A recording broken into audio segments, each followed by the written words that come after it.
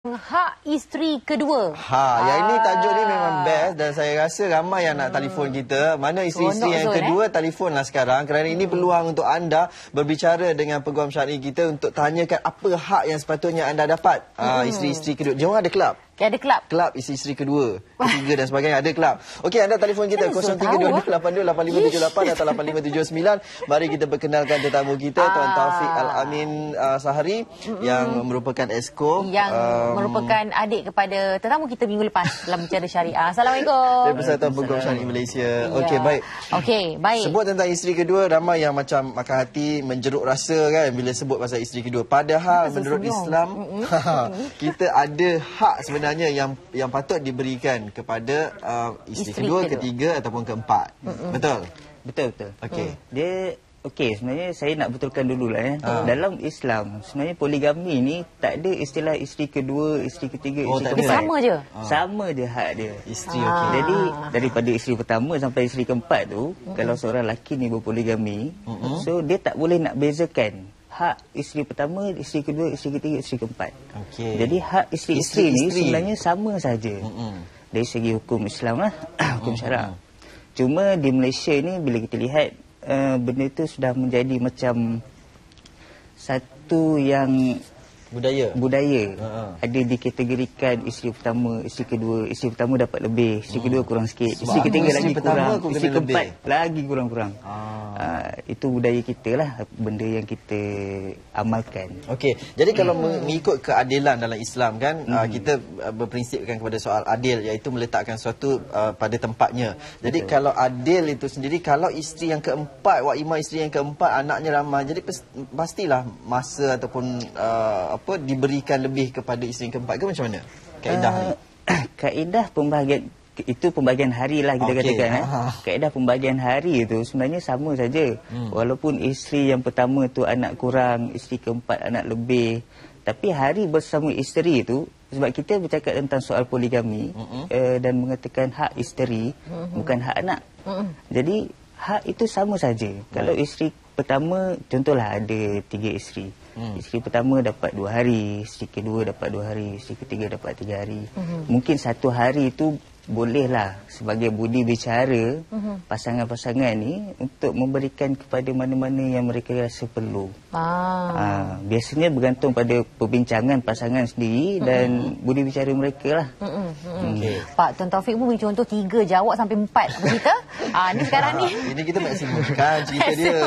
Okey, jadi kita kena tahu dalam hari ni kita belajar semuanya sama rata, tak ada panggil isteri kedua, ketiga, keempat. Tapi kalau kiranya anda nak bertanyakan soalan, boleh saja 0322828578 atau 8579. Nak tahu tentang hak, terutama sekali nak menjelang perayaan ni kan. So, okey. Ini soal mungkin kita sentuh pasal duit belanja nak raya ni. Itulah peruntukan, keadilan dan apa-apa sajalah, sebab sekarang ni sama rata. Jadi bagaimana agaknya peruntukan ataupun masa kita nak pergi kampung mana ke semua tu dibuat? Baik. Macam saya katakan tadi, sebenarnya kebanyakan orang di Malaysia ni even kita tengok dekat luar sekalipun, bila poligami ni hak berhari raya tu kebanyakannya dibuat secara perbincangan sendiri, perbincangan dalaman. Tapi saya tak nafikan, sekiranya keadilan tu tidak dapat diberikan secara adil terhadap isteri-isteri ni, isteri mana yang rasa dirinya tidak mendapat keadilan dari segi giliran bahari atau bahari raya, dia boleh tuntut di mahkamah. Penggiliran hari raya dan penggiliran hari-hari setiap minggu tu pun dia boleh tuntut di mahkamah. Ada peruntukan yang membenarkan untuk isteri yang dipoligami ini untuk membuat tuntutan di mahkamah supaya memohon mahkamah memerintahkan si suami ini memberi giliran yang adil kepada isteri-isteri dia. Okey, bagi nafkah wang ringgit pula? Nafkah wang ringgit sebenarnya itu yang kita perlu ingat tu sebenarnya bila poligami ni, pertama asasnya kemampuan lah. Kalau tak mampu tu dah memang susah nak berlaku adil. Jadi dari segi wang ringgit mengikut kepada keperluan. Tak semestinya isteri pertama dapat lebih, isteri kedua dapat kurang, isteri ketiga lagi dapat kurang. Dia mengikut keperluan isteri-isteri ni sendiri. Contoh, kalau isteri pertama ni anaknya sikit, 2 orang. Isteri kedua anaknya lebih, 4 orang. Jadi keperluan isteri kedua ni lebih tinggi daripada keperluan isteri pertama. Jadi dia mengikut keperluan tu sendiri. Itu baru adil kan? Dia tidak, kalau isteri pertama anak 2 dapat 2,000, isteri kedua anak 3 dapat 2,000 juga. Itu kita tak panggil adil walaupun amount dia sama. Tapi dari segi keperluan tu tak mencukupi, mungkin tak mencukupi untuk isteri yang banyak anak tadi. Okay, tapi kena ingat juga anak tu mestilah anak yang daripada suami yang samalah. Kalau anak tiri tu bukan tanggungjawab si bapa tadi untuk memberi nafkah, tapi tidak menjadi kesalahan kalau dia beri pun. Okey, baik, kita ada pemanggil di talian. Assalamualaikum. Waalaikumsalam. Ya, siapa di talian? Tadi dah cakap lama. Puan Silakan. Sadia Idris, silakan.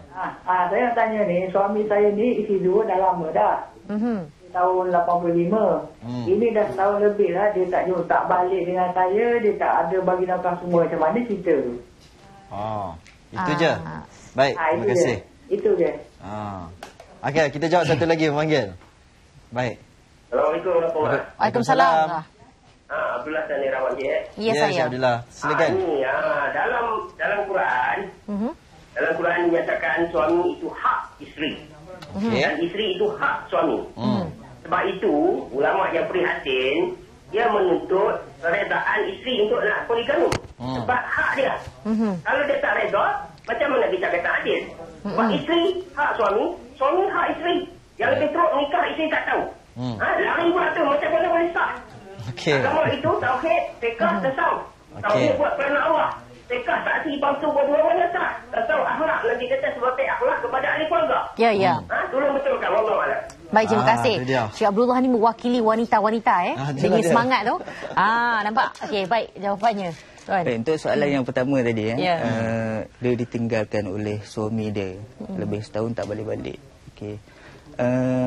Kalau kita lihat kepada Akta Undang-Undang Keluarga Islam Wilayah Persekutuan contohnya.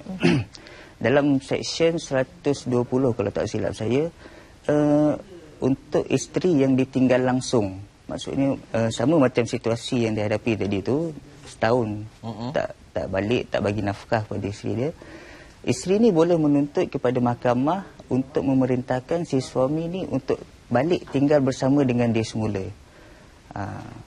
Itu seksyen 120 Akta Undang-Undang Keluarga Islam Wilayah Persekutuan. Okey. Jadi apabila mahkamah memerintahkan si suami itu untuk tinggal bersama, dan sepatutnya dia kena patuhlah, dan sekiranya dia gagal untuk mematuhi perintah tersebut, sama ada dengan sengaja ataupun dia cuai terhadap perintah tu, dan dia boleh didenda tidak lebih daripada RM1,000 dan boleh dipenjara tidak lebih daripada 6 bulan ataupun kedua-duanya sekali. Sekiranya gagal mematuhi perintah untuk kembali bersama tu. Itu ada dinyatakan dalam seksyen 127. Baik, kalau pernikahan itu berlangsung di luar negara contohnya kan, dan tidak didaftarkan semula, adakah haknya, kalau dalam Islam tu mengikut agama tu memanglah tetap ada haknya, tetapi dalam perundangan kita macam mana? Okey, itu kita kena faham, apabila perkahwinan di luar negara tu tak didaftarkan, mahkamah di Malaysia sebenarnya tidak berbidang kuasa. Mahkamah syariah tidak berbidang kuasa untuk mendengar permohonan isteri ni untuk menuntut hak dia. Jadi apa yang perlu dibuat, perkahwinan tu perlu disahkan dulu di mahkamah dan didaftarkan di pejabat agama negeri-negeri. Kemudian apabila ada surat nikah daripada yang dikeluarkan oleh kerajaan kita, barulah isteri ni ada hak dari segi undang-undang lah. Sebenarnya dari segi hukum syarak itu memang dia berhak walaupun perkahwinan tu tak didaftarkan. Tapi dari segi undang-undang perlu didaftarkan dulu pernikahan tu. Jadi kalau nak pandangan balas daripada Encik Abdullah tadi, di hujung tadi? Betul. Isteri ialah hak suami, suami ialah hak isteri. Tapi dari segi poligami ni, saya nyatakan kebenaran daripada isteri itu sebenarnya tidak perlu. Cuma dalam mengimbangi, maksudnya kita punya inisiatif supaya isteri-isteri yang dipoligami ni tidak dianiaya. Maksudnya perkahwinan tu tidak berlaku penganiayaan kepada dirinya. Itu yang kita buat satu undang-undang untuk perkahwinan poligami ni sekiranya mau poligami perlu memohon kebenaran daripada mahkamah. Mahkamah yang akan tentukan sama ada seorang lelaki ni layak untuk poligami atau tak. Okey, baik. Baik. Oh, ini topik ni menarik dan banyak sebenarnya kalau boleh kita tanyakan lagi. Ya, tapi walaupun masa kita sampai setakat ni, terima kasih Tuan Taufik bersama dengan kita bercakap tentang hak isteri-isteri ni. Seberingkas. Baik, kita ucapkan banyak terima kasih. Jangan lupa minggu depan kita akan ada lagi bicara syariah dalam topik